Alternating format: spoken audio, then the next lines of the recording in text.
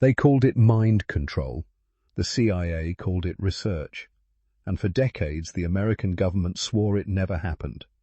But in 1975, a single filing cabinet that should have been destroyed changed everything.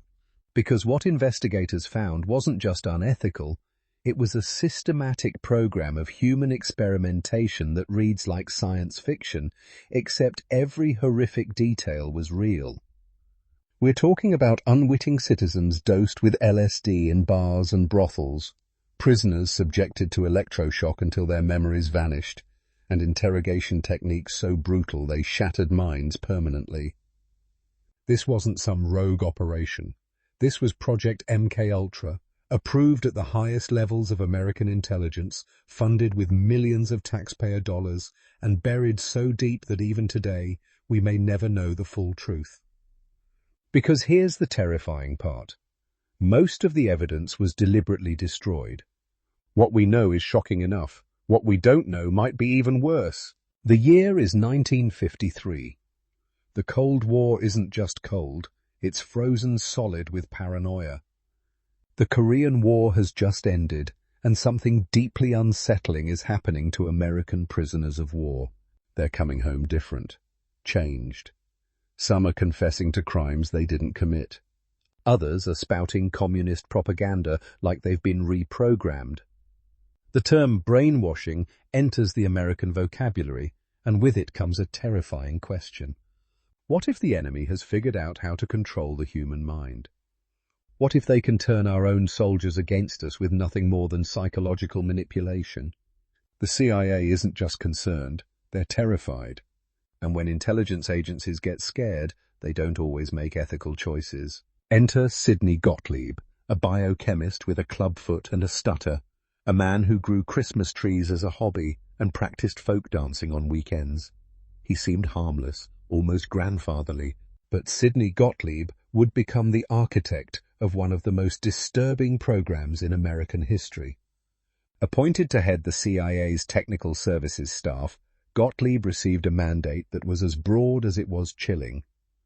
Find a way to control the human mind, crack the code of consciousness, discover methods to extract information from unwilling subjects, to erase memories, to implant suggestions, to break a person down and rebuild them however you wanted. The project needed a name, something bureaucratic and forgettable. They called it MKUltra. MK designated it as a technical services staff program. Ultra was randomly chosen. But there was nothing random about what came next. The scope was breathtaking. At its peak, MKUltra involved 185 researchers, 80 institutions, 44 universities and colleges, 15 research foundations, 12 hospitals and clinics, and 3 prisons. These weren't back-alley operations. These were prestigious institutions: Harvard, Stanford, Columbia. Respected doctors and psychologists participated, many without knowing who was really funding their research. The CIA funneled money through front organizations with names like the Society for the Investigation of Human Ecology. And the test subjects? They had no idea what was happening to them. None. Because one of MKUltra's core principles was that informed consent wasn't necessary. In fact, it was counterproductive. After all, how could you study the effects of covert interrogation techniques if your subjects knew they were being experimented on? So the CIA did something unprecedented in American medicine. They abandoned every ethical principle that had been established after the Nuremberg trials. They decided that the end justified any means necessary. Where else could a red-blooded American boy lie, kill, cheat, steal, rape, and pillage with the sanction and blessing of the All-Highest? But it didn't stay small for long. Sidney Gottlieb wanted to know what happened when you gave LSD to people who had no idea they'd been dosed. What happened when you surprised someone's consciousness with a drug that could fracture their sense of reality? So the CIA set up something that sounds too bizarre to be true. They established safe houses in San Francisco and New York, decorated them to look like normal apartments, and hired prostitutes to lure unsuspecting men inside. Behind two-way mirrors, CIA agents sat with notepads and cameras, watching as these men were served cocktails spiked with LSD. The agency called it Operation Midnight Climax because apparently someone in the CIA had a sense of humor about psychological torture. The men had no idea. They thought they were having a good time. Instead, they were guinea pigs in a program studying how to use sex and drugs as weapons. That was the mindset. This wasn't science. This was sanctioned madness dressed in the language of national security. But LSD was just the beginning. MKUltra experimented with mescaline, psilocybin, scopolamine, marijuana, alcohol, and barbiturates. They tested sodium pentothal, the so-called truth serum. They tried sensory deprivation, keeping people in darkened, soundproof rooms for days until their minds started to crack. They used electroshock therapy, not to heal but to erase. One doctor, Ewan Cameron, working out of McGill University in Montreal, believed he could cure mental illness by wiping the slate clean. His technique, called psychic driving, involved putting patients into drug-induced comas for weeks, administering electroshock treatments up to 360 times the normal intensity, and playing recorded messages on a loop for 16 hours a day. His patients didn't get better, they got worse. Some forgot who they were, others forgot their families, one woman forgot how to use a toilet. These weren't enemy agents or hardened criminals, these were psychiatric patients seeking help, and they walked into a hospital and had their minds destroyed. If you're watching this and thinking this sounds like something from a dystopian nightmare, hit that subscribe button, because we're only halfway through this rabbit hole, and it gets darker. The experiments didn't stay in hospitals and safe houses. They spread to prisons. In federal facilities like the one in Lexington, Kentucky, prisoners, many of them black men serving time for drug offenses, were offered reduced sentences in exchange for participating in drug studies. What they weren't told was that they'd be given LSD for 77 consecutive days. 77 days. Imagine your consciousness fractured for more than 2 months straight, reality bending and breaking around you with no escape. Some of these men were never the same. The psychological damage was permanent, but they had no legal recourse because they technically volunteered, even though they had no idea what they were volunteering for. To this day, the truth of what happened in that hotel room remains one of MKUltra's darkest mysteries. In November 1953, Olson attended a work retreat with other CIA scientists. Sidney Gottlieb was there. After dinner, Gottlieb spiked the after-dinner drinks with LSD, dosing his own colleagues without warning. Most of them rode out the trip uncomfortably. Frank Olson didn't. He became paranoid, agitated, convinced something terrible was happening. His colleagues took him to see a psychiatrist in New York. Days later, on November 28, 1953, Frank Olson went through the window of his 13th floor hotel room and fell to his death on the sidewalk below. But here's what makes MKUltra truly chilling. It wasn't just about drugs. The program explored everything that could break, bend, or control a human mind. They studied hypnosis, trying to create Manchurian candidates, assassins who could be programmed to kill and forget.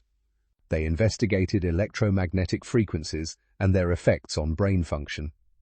They looked into sensory overload, bombarding subjects with lights, sounds, and physical stress until their minds shut down.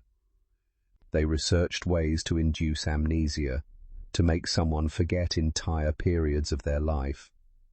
And they kept meticulous records of everything, thousands of pages documenting experiments that violated every principle of medical ethics.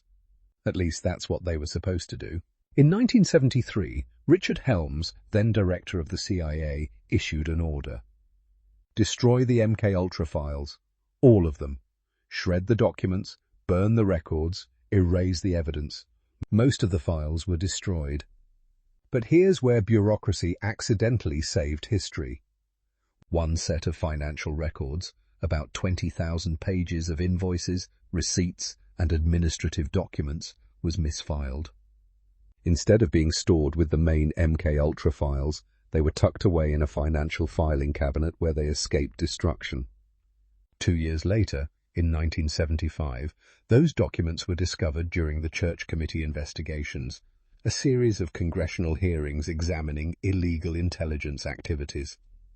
For the first time, the American public learned that their government had been conducting mind control experiments on unwitting citizens for 2 decades. The revelations were explosive.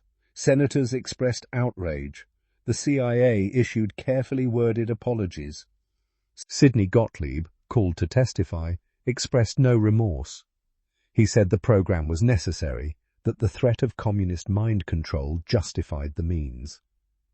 He retired to his farm and spent his final years raising goats and writing poetry.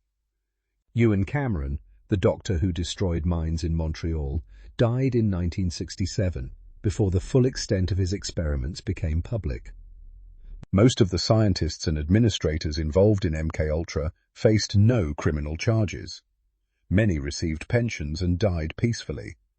Their victims weren't so lucky. What we're left with are fragments, survivor testimonies, financial records, and the uncomfortable knowledge that everything we know about MKUltra might just be the tip of the iceberg. The destroyed records took that information with them. We know about the prostitute operations in San Francisco. We know about the prison experiments in Lexington. We know about the psychiatric patients in Montreal. But how many others were there? How many veterans? How many psychiatric patients? How many random citizens slipped a drug in a bar and sent home to experience a terrifying trip alone? The CIA has never provided a full accounting. They can't because the evidence is gone. And here's the part that should keep you up at night. We know MKUltra officially ended in 1973, but did the research really stop? The techniques developed under MKUltra, interrogation methods, psychological manipulation, pharmacological intervention, didn't just disappear, they evolved. Some historians draw direct lines from MKUltra to enhanced interrogation techniques used in the War on Terror. The sensory deprivation, the sleep deprivation, the stress positions, these weren't invented in 2001. They were refined decades earlier in the basements of university hospitals and federal prisons. The institutional knowledge didn't vanish, it just got reclassified. Project MKUltra also succeeded in one of its primary goals, not mind control, ironically, but secrecy. Because even today, most Americans have only the vaguest awareness that their government once ran a massive program experimenting on its own citizens. It's been reduced to conspiracy theory territory, lumped in with alien autopsies and faked moon landings, even though MKUltra is documented fact. The CIA admitted it happened. Congress investigated it.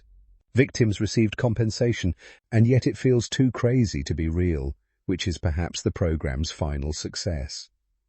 The truth is so disturbing that it sounds like fiction, and in an age of disinformation, documented atrocities can hide in plain sight because they're too shocking to believe. What did MKUltra actually accomplish? Did the CIA ever crack the code of consciousness? Did they create Manchurian candidates or truth serums that actually worked? The honest answer seems to be no. Despite 2 decades of research, millions of dollars, and countless destroyed lives, MKUltra never achieved its primary objective. They never found a reliable way to control minds or extract information through drugs and torture. Every technique they developed was either unreliable, unpredictable, or easily resisted by trained subjects. LSD didn't make people tell the truth, it made them hallucinate. Electroshock didn't erase specific memories, it caused brain damage. Sensory deprivation didn't create programmable agents, it caused psychosis. In the end, MKUltra's legacy isn't a catalogue of effective techniques. It's a catalogue of human suffering in pursuit of an impossible goal. But perhaps the most disturbing question isn't what they did. It's what they were willing to do. Because MKUltra reveals something fundamental about institutional power and the dangers of unchecked authority. When an organization believes the ends justify the means, when it operates in complete secrecy with no oversight, when it convinces itself that normal ethical rules don't apply because the threat is too great, there is no bottom. There is no line that won't be crossed. The same government that positioned itself as the defender of freedom and human dignity was simultaneously running experiments that would have fit comfortably in a Nazi concentration camp. The cognitive dissonance is staggering, and it was only possible because the people running MKUltra never had to face their victims. They were names in files, subjects in experiments, acceptable losses in a greater war. So here we are, decades later, looking back at Project MKUltra with the clarity of hindsight and the discomfort of knowing it was real. The destroyed minds, the shattered lives, the families still seeking answers about what happened to their loved ones. Was it worth it? Did brutalizing American citizens in secret make the country any safer? The CIA would argue it was necessary, that you can't judge Cold War decisions by modern standards, that the threat justified extreme measures. But here's what we know for certain. MKUltra didn't work. It violated fundamental human rights. It betrayed the principles it claimed to defend. And it happened not in some distant authoritarian state, but here, funded by American tax dollars, conducted by American scientists, approved by American officials. The files that survived tell us enough to be horrified. The files that were destroyed, those might tell us even more. And that's the final haunting legacy of Project MKUltra. We'll never know the full truth. We'll never know everyone who was experimented on. We'll never know every technique that was tried. We'll never know if there are people still alive today, walking around with fractured memories and unexplained trauma, never knowing they were part of one of the most unethical programs in modern history. The man who could have told us, Sidney Gottlieb, took his secrets to the grave. The documents that could have told us were fed into shredders in 1973.